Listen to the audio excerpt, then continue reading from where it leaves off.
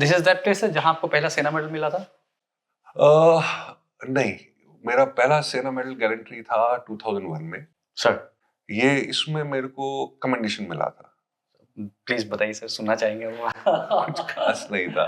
हम लोग ने कुछ मिलिटेंट्स कैप्चर किए हुए थे, मीनिंग एक्स मिलिटेंट्स थे, कैप्चर नहीं, मतलब मैं कहूंगा कि एक्स मिलिटेंट्स थे। वो हमारे पास अपने मन मर्जी से आए थे और वो हमारे साथ काम करते थे।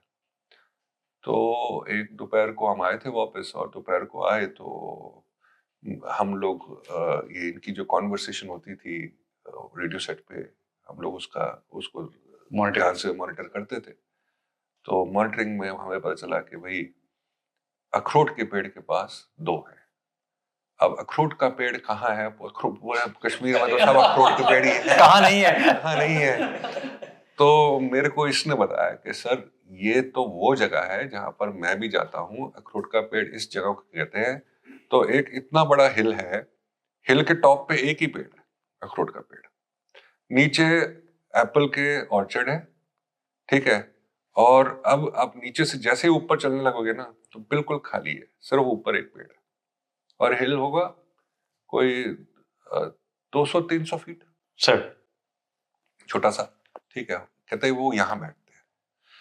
तो हमने कहा ठीक है, हम लोग अपने जूते वूते पहने, फटाफट गाड़ियों में बैठे। फौजी गाड़ियां नहीं ले जा सकते ना, फिर तो वो भाग जाएंगे। तो जो भी गाड़ियों में हम बैठे और हम 3 डायरेक्शन से गए।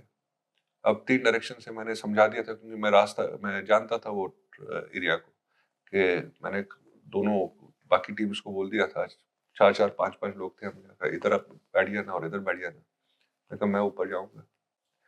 अब ऊपर जाएंगे तो वहां नीचे पहुंचे और ऊपर हम लोग फिर रेंगना शुरू किया, क्योंकि अगर वो उसने ऐसे ही नीचे देखना था तो हमें देख लेता।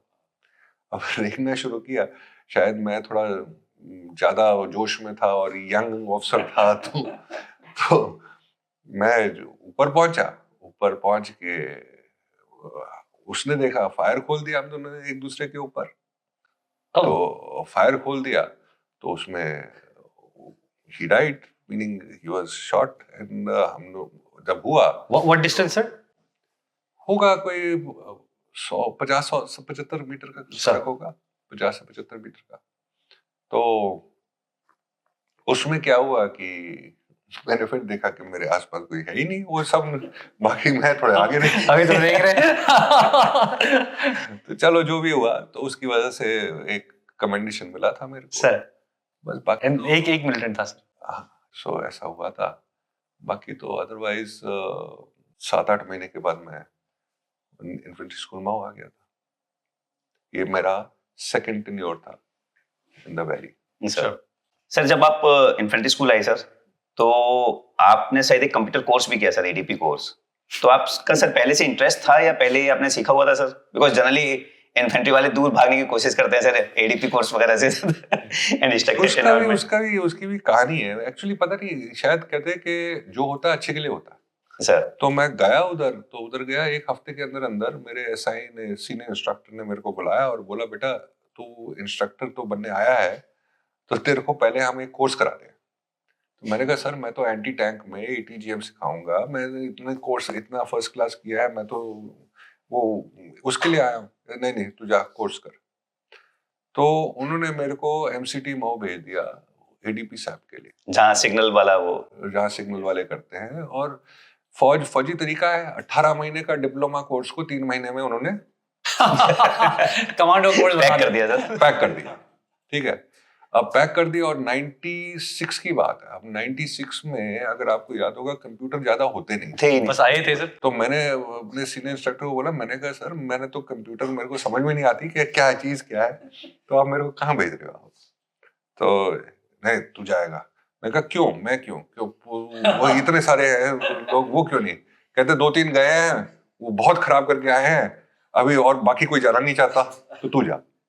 मैंने कहा ये यहाँ पर भी मैं फंस गया हूँ। ठीक है, तो एनीवे मैं गया।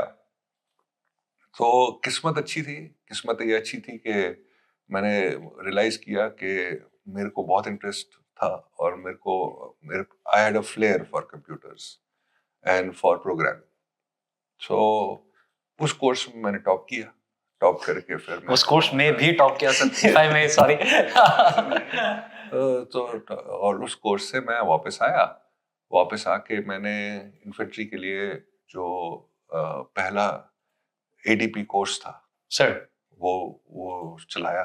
वो पहले उनकी वो जो बुक्स होती हैं वो लिखी बैठ के, उनका लोकल एरिया नेटवर्क बनाया। सो वो चीजें की, but this was like hobby था। मैं एंटी टैंक भी करता था और जब ये एडीपी कोर्सेज चलाने होते थे वो भी करता था।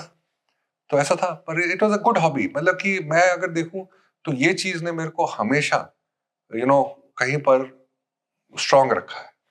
मेरा एक टेक्निकल बैकग्राउंड जो है सर, वो वहां से बहुत स्ट्रांग रहा है।